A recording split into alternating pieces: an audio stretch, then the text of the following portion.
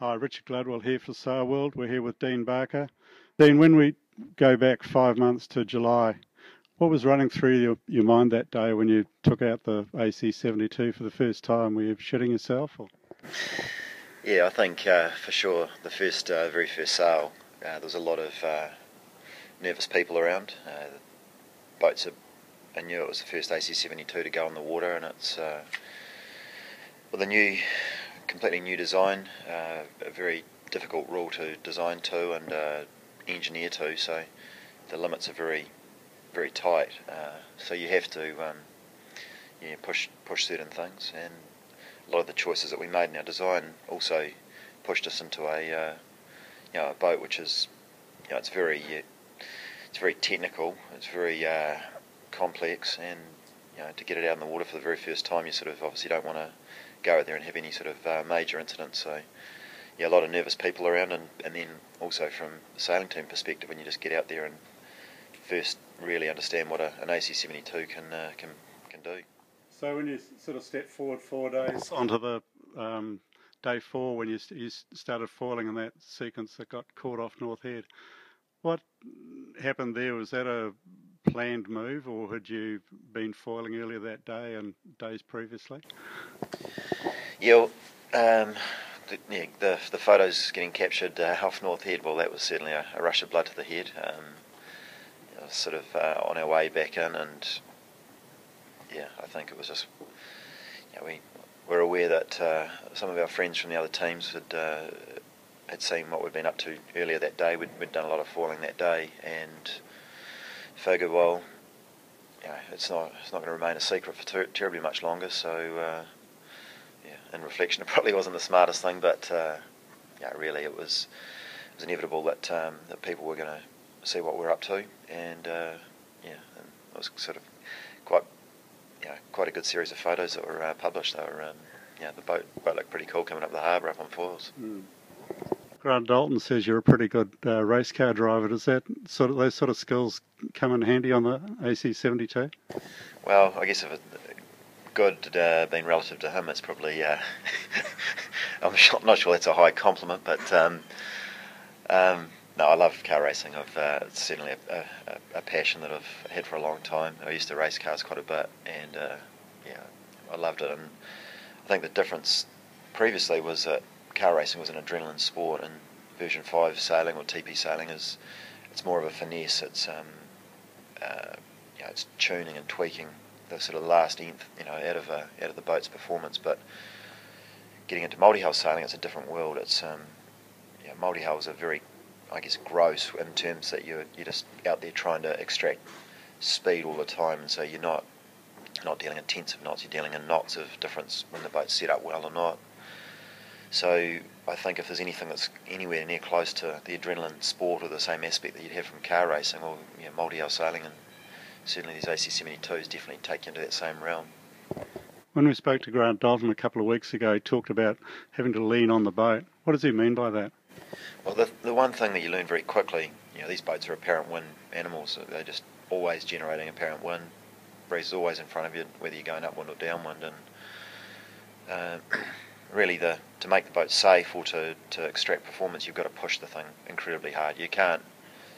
There's sort of almost not a conservative approach in sailing one of these things. You manage a boat or these cats different ways as the breeze increases. You definitely take steps to try to make the boat safer to sail, but you find that the best way to actually manage the power and everything else is to sail the boat at its full performance as much of the time as you can, so that you keep the breeze in front of you, and when it's there, it's a lot safer than when it gets behind you. We've seen this boat regularly do over 40 knots. Is it easy to sail at those speeds, or is it really white knuckle stuff from a helmsman's point of view? The first couple of times that we sort of got up into the high 30s, low 40s, it was definitely a lot of tension, because you're just sort of pushing into the unknown.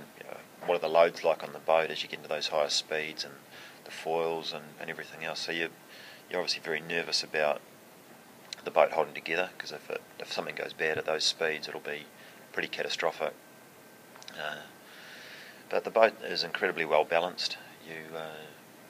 you obviously have to work very hard at those speeds to keep the thing sailing well, because you've got a very fine line of helming or steering angles, how the boat's set up, so you have to be very, very careful how you sort of find the right balance, but when the boat's set up and ripping along, it's quite exhilarating, and it's actually amazing how quickly you get comfortable with those speeds. It's sailing around at 20 knots now feels quite mundane, and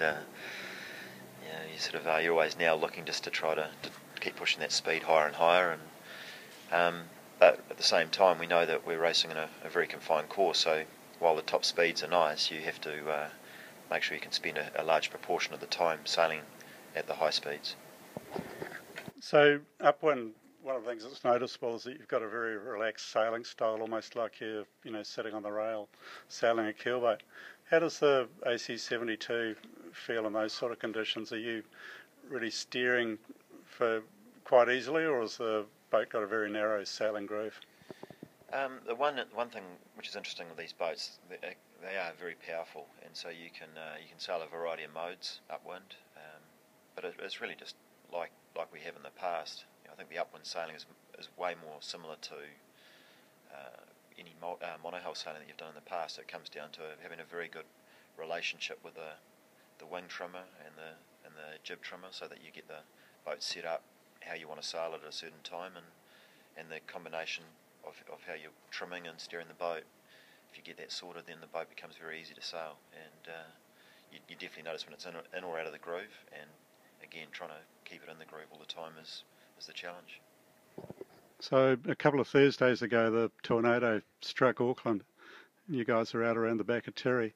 Can you sort of run us through what happened that day and what the boat was like to sail? Was that the most extreme conditions you've been in? Yeah, we've had the boat out now in some pretty breezy days, and I think, while we may not have raced the boat hard all the time in those conditions, we've definitely learnt what the boat likes and how it handles in different conditions. That particular Thursday you're talking about, we were out doing a bunch of testing, and we had done quite a long beat. It was a northeasterly, so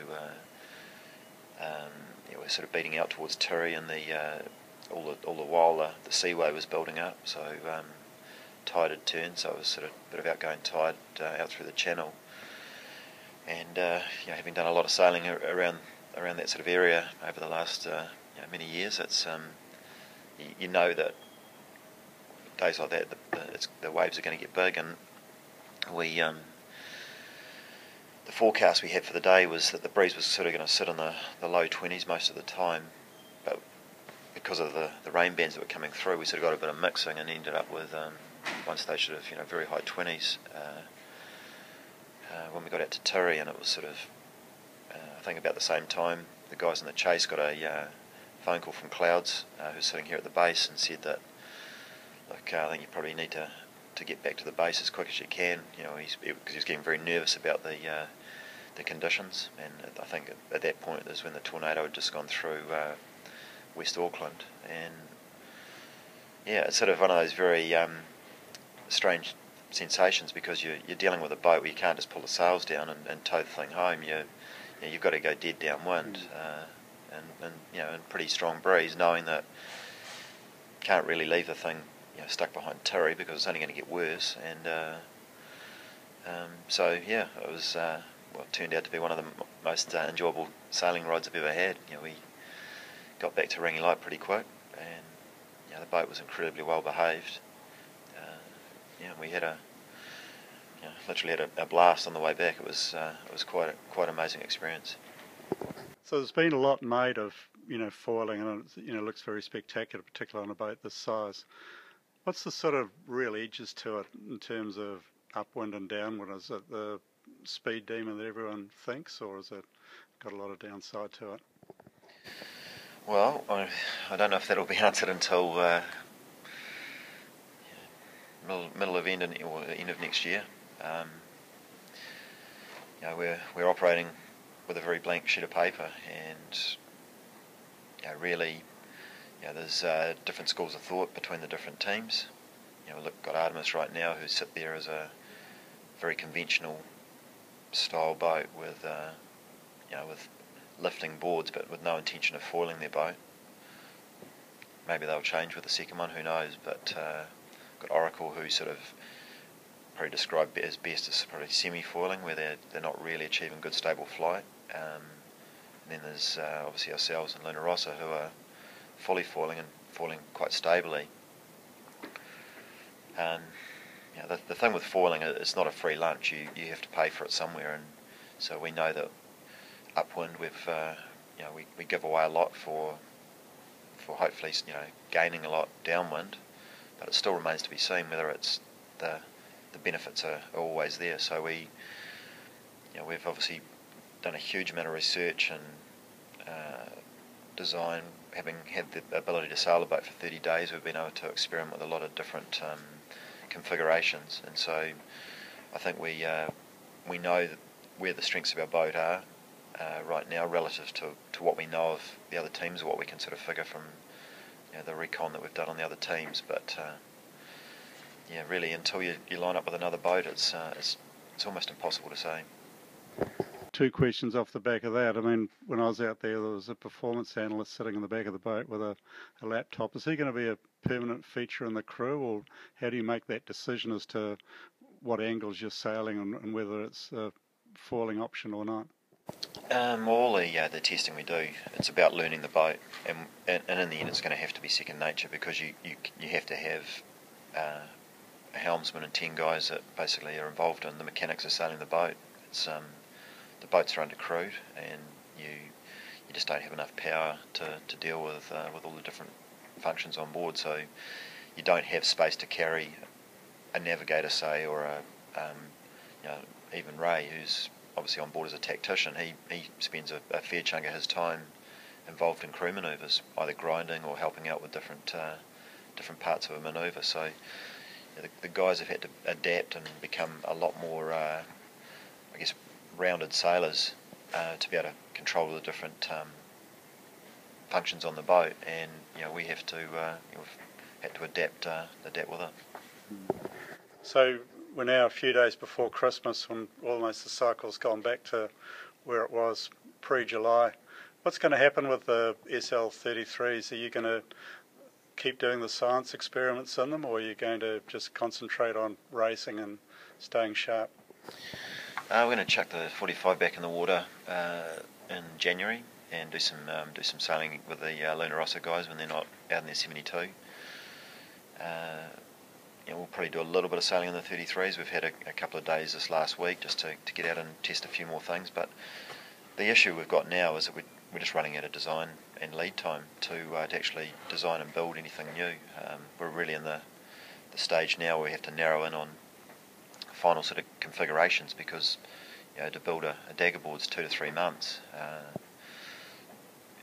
It's not something you can sort of go through that design process now of designing and building something for the 33 and then going and testing and analysing that, and then going and then building another iteration for the 72. We sort of have to now trust our tools, all the validation that we've managed to do over the last couple of years, and in the end you are going to make a few blind leaps of faith to in the final direction you go with to be ready for San Francisco. And so we're armed now with 30 days of good sailing under our belts.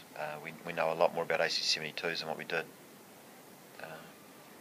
6 months ago, but we know we've still got a hell of a lot to do, and not very much time to do it. And so we're definitely in a process now of trying to hone in and refine the areas that we think will give us the best chance of winning.